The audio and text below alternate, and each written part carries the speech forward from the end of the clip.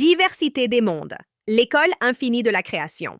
Kardec enseigne que l'univers est peuplé d'innombrables mondes, chacun à son propre niveau d'évolution physique et morale. Certains sont encore en formation, d'autres ont déjà atteint une grande élévation spirituelle. Il existe des mondes primitifs, destinés aux premières incarnations de l'esprit, des mondes d'épreuves et d'expiation, comme la Terre, et des mondes régénérateurs où règne une paix relative après la douleur. Au-dessus d'eux, il y a des sphères de sagesse et de lumière, demeures des esprits purs qui s'approchent de la perfection divine. Cette diversité est la plus belle preuve de la justice de Dieu. Aucun esprit n'est condamné à la souffrance éternelle, car il trouvera toujours, en un point quelconque de l'univers, l'environnement correspondant à son état moral et intellectuel. Chaque monde est une école, et chaque existence, une leçon dans l'apprentissage infini. La science moderne, quant à elle, confirme la multiplicité des demeures cosmiques. Nous savons aujourd'hui qu'il existe des centaines de milliards de galaxies et que chaque galaxie contient des milliards d'étoiles, la plupart avec leur propre système planétaire. Seulement dans la Voie lactée, des milliers d'exoplanètes ont déjà été identifiées, certaines situées dans des zones habitables, avec des températures et des conditions qui pourraient permettre l'apparition de la vie. Ce que Kardec appelait des mondes habités. La raison scientifique commence maintenant à le confirmer par l'observation astronomique. Mais la diversité ne se limite pas à la forme physique. Kardec explique que la vie spirituelle adopte également des caractéristiques propres à chaque monde.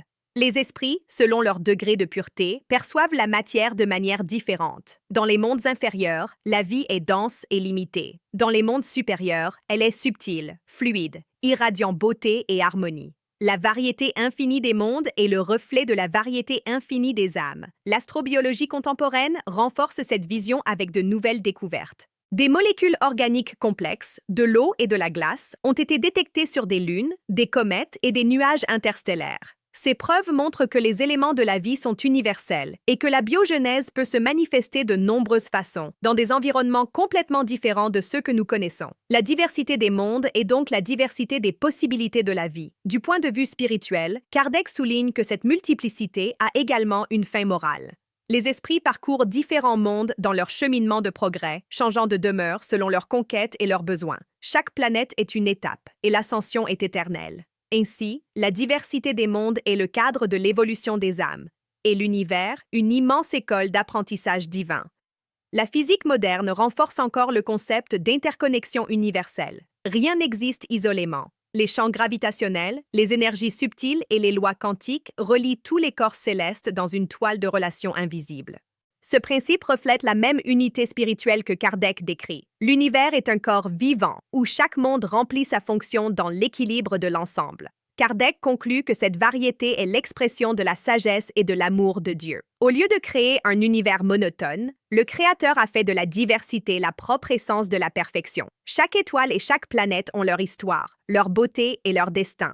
Et tous servent le même but, l'évolution de l'esprit. Si ce message a élargi votre vision de la vie et de l'univers, partagez-le. Car comprendre la diversité des mondes, c'est percevoir que Dieu se révèle dans la multiplicité de la création et dans l'unité de l'amour qui soutient tout.